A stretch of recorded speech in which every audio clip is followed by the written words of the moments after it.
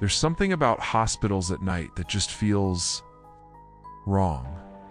Maybe it's the way the fluorescent lights flicker in empty hallways, or the echo of footsteps that never seem to belong to anyone you can see. Even if you've never believed in ghosts, you can't deny that uneasy feeling. It's the sense that you're being watched, even when you're alone. Tonight, I'm going to share 3 true stories that will make you question everything you thought you knew about hospitals. These aren't just urban legends or campfire tales. These are real encounters, experienced by people who never expected to find themselves at the center of something unexplainable. By the end of this video, you'll never look at a hospital the same way again. So, if you think you're brave enough, keep watching. Don't say I didn't warn you.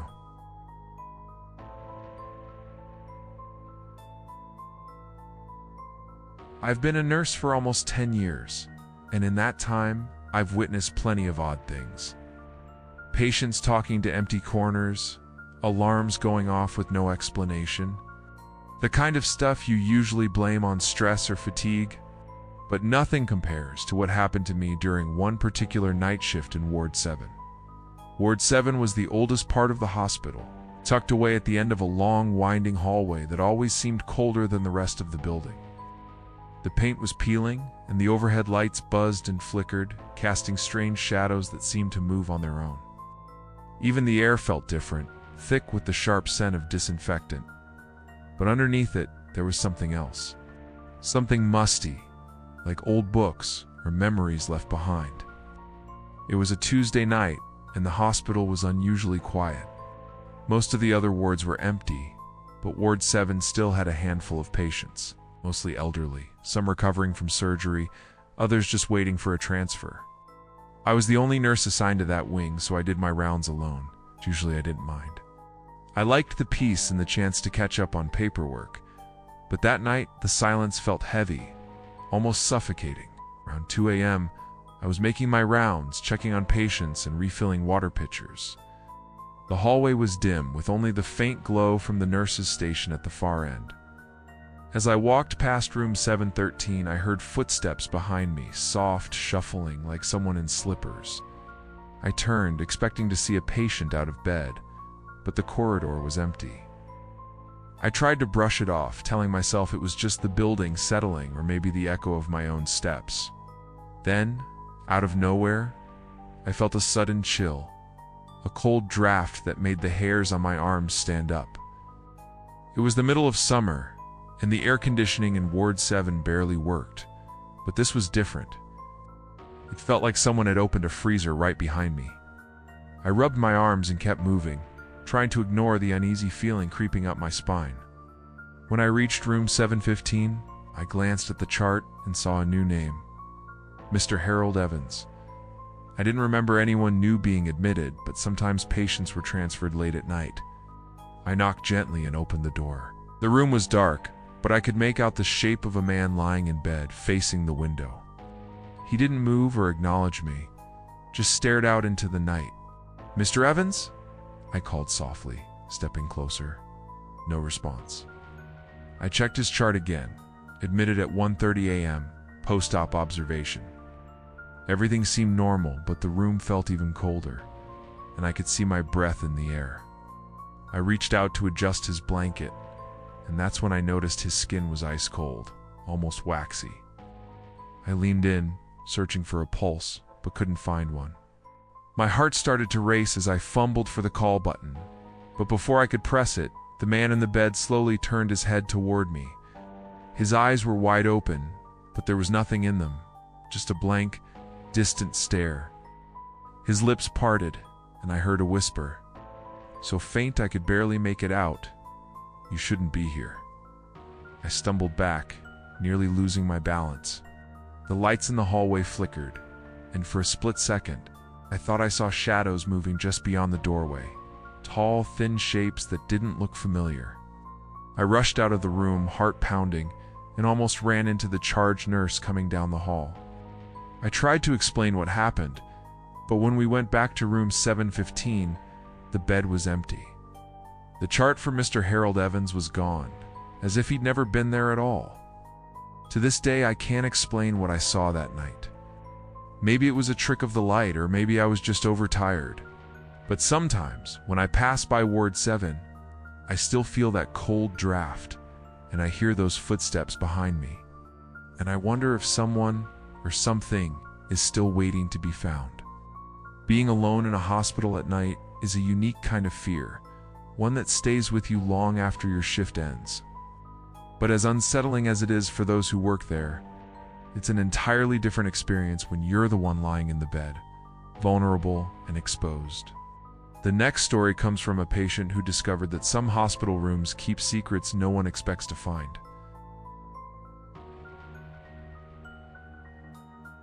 I was 17 when I had my appendix out. It was supposed to be a routine surgery, nothing dramatic, but I ended up spending 3 nights in the hospital to recover. My parents stayed with me as much as they could, but visiting hours ended early, and by 9 o'clock, I was always alone in my room, just me, the hum of machines, and the faint glow of the hallway lights sneaking in under the door. The room was small, with 2 beds separated by a thin curtain. The first night I had a roommate, an older guy who snored so loudly I barely slept. But by the second night he'd been discharged, and the bed next to mine was stripped and empty, or at least that's what the nurses told me. It was around midnight when I first noticed something strange. I'd just woken up from a groggy, painkiller-fueled nap, and for a second I thought I heard someone whispering. It was so soft I almost convinced myself it was the TV from the nurses' station down the hall. But then I heard it again, a low, urgent murmur, coming from the other side of the curtain. I sat up, heart pounding, and called out, "Hello? Is someone there?" No answer. I reached for the call button, but stopped myself. I didn't want to sound crazy. Maybe it was just the pipes, or the wind outside. I tried to go back to sleep, but every time I closed my eyes I felt like someone was watching me. The next night, things got weirder. Woke up to the sound of rustling sheets and saw a shadow moving behind the curtain. It looked like someone was sitting on the edge of the empty bed, hunched over, rocking back and forth. I froze, barely daring to breathe. The shadow didn't move toward me, but I could hear that same whispering, faster now, almost desperate. I pressed the call button, and a nurse came in a few minutes later. I told her I thought someone was in the room with me. She pulled back the curtain, and of course, the bed was empty. She checked the chart and reassured me that I was alone, but I could tell she was uneasy. Before she left, she hesitated at the door and said, "If you need anything, just call. Don't get out of bed, okay?" That night, I barely slept. Every time I drifted off, I'd jolt awake, convinced I'd heard footsteps or felt a cold breeze brush across my face. At one point, I opened my eyes and saw a figure standing at the foot of my bed, tall, thin, with long hair that hung over its face. I blinked and it was gone. The next morning, I asked the day nurse if anyone else had been assigned to my room. She frowned and shook her head. "No, you're the only patient in there. That room, well, it's been empty for a while." I pressed her better that way. I pressed her for more. She finally admitted that patients sometimes complained about strange things in that room. Voices, shadows, the feeling of being watched. Some even claimed to see a girl sitting on the empty bed, crying softly. The staff called it the room with no name because the plaque with the room number kept falling off, no matter how many times they replaced it. On my last night, I woke up to the sound of sobbing. I turned my head and saw the shadowy figure sitting on the other bed, her face buried in her hands. She looked up at me, eyes hollow and dark, and whispered, "Help me." I tried to scream, but no sound came out. The room spun, and everything went black.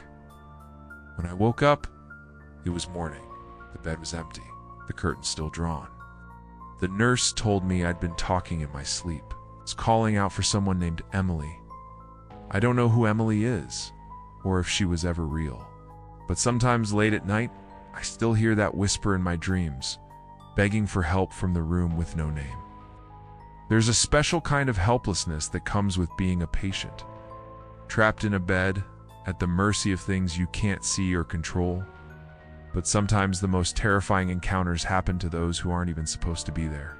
If you thought sharing a room with a ghost was disturbing, wait until you hear what happened to a visitor who never believed in ghosts, till one night in the hospital basement. I never believed in ghosts, not really. Hospitals always creeped me out, but I chalked it up to the smell of disinfectant and the way time seemed to slow down inside those walls. I was only at St. Mary's that night because my younger brother had been admitted after a bad car accident. He was stable, but I couldn't sleep, so I decided to visit him after hours, hoping the nurses would let me sneak in for a few minutes. It was just after midnight when I parked in the nearly empty lot. The main entrance was locked, but I remembered seeing a side door near the loading dock. I slipped inside, expecting to find a stairwell or elevator, but instead, I found myself in a narrow hallway lined with pipes and exposed wires. The air was thick and humid, and every step echoed off the concrete walls. I tried to retrace my steps, but the hallways twisted and branched in ways that made no sense. The fluorescent lights overhead buzzed and flickered, casting everything in a sickly yellow glow. I passed a door marked basement, authorized personnel only, and figuring it might lead to the main building, I pushed it open. The basement was colder than I expected, and the smell changed, less like bleach, more like damp earth and rust. My phone had no signal, and the only light came from a few bare bulbs strung along the ceiling. I told myself to stay calm, that I'd just find a staircase and be upstairs in no time. But the deeper I went, the more the hospital above felt like a distant memory. As I walked, I started to notice things that didn't make sense. A wheelchair sat abandoned in the middle of the hallway, one wheel slowly spinning as if someone had just left it. I passed a row of old gurneys, their sheets stained and yellowed with age. Somewhere in the distance, I heard the faint sound of a child laughing, echoing off the walls. I called out, but my voice sounded small and swallowed by the darkness. I turned a corner and saw a door at the end of the hall, slightly ajar. Light spilled out from inside, flickering like candlelight. I hesitated, but something, curiosity maybe, or just the need to find a way out, pulled me forward. As I approached, I heard voices, low and urgent, like a conversation just out of earshot. I pushed the door open and stepped inside. The room was empty, except for a single hospital bed in the center. The sheets were pulled tight. The name tag hung from the foot of the bed. Dr. L. Harper. I didn't recognize the name, but as I stared at it, the temperature in the room dropped. My breath came out in white puffs, and I felt a pressure in my chest, like something heavy was sitting on me. Suddenly, the lights went out. I stood frozen in the darkness, heart pounding, listening to the sound of footsteps circling the bed. I fumbled for my phone, but the screen stayed black. Then, from the far corner of the room, I saw a shape, tall, thin, with long arms that seemed to stretch and bend in impossible ways. Its face was a blur, but its eyes glowed faintly, like coals in a dying fire. I tried to back away, but my feet wouldn't move. The thing glided toward me, its movements jerky and unnatural, stopped just inches from my face, and I felt a cold, wet breath on my cheek. Ow. It whispered something I couldn't understand, a string of words that sounded like a warning or a curse. Suddenly, the light snapped back on. The room was empty. The bed, the name tag, the thing gone. I stumbled out into the hallway, gasping for air, and ran until I found a staircase that led me back to the main floor. When I finally reached my brother's room, I was shaking so badly I could barely speak. The nurse on duty looked at me like I was crazy when I tried to explain what happened. Later, I tried to find that basement door again, but it was gone. The hallway where I'd entered was just a blank wall, no sign of any entrance or loading dock. I asked about Dr. L. Harper, but no one on staff had ever heard the name. Sometimes late at night, I still dream about that basement, about the thing that found me there, and the words it whispered in the dark. I don't know what it wanted or why it let me go. But I do know this: some places and hospitals are meant to stay hidden, and some doors should never be opened. Hospitals are supposed to be places of healing, but after hearing these stories, It's hard not to wonder what else lingers in those sterile halls after dark. Whether you're a nurse walking empty corridors, a patient lying awake in a strange bed, or just a visitor passing through, there's always that uneasy feeling. Like something is watching, waiting, just out of sight. Maybe it's the weight of all the lives and losses that have passed through. Maybe it's something much older, something that doesn't want to be forgotten. If you've ever experienced something you couldn't explain in a hospital, strange noises, cold spots, shadows that move on their own, I want to hear about it. Share your stories in the comments below and let's see just how many of us have brushed up against the unknown. Remember, next time you find yourself in a hospital, pay attention to what you can't explain. Sometimes the scariest things aren't the ones you can see, but the ones you feel just out of the corner of your eye. Sleep well, if you can.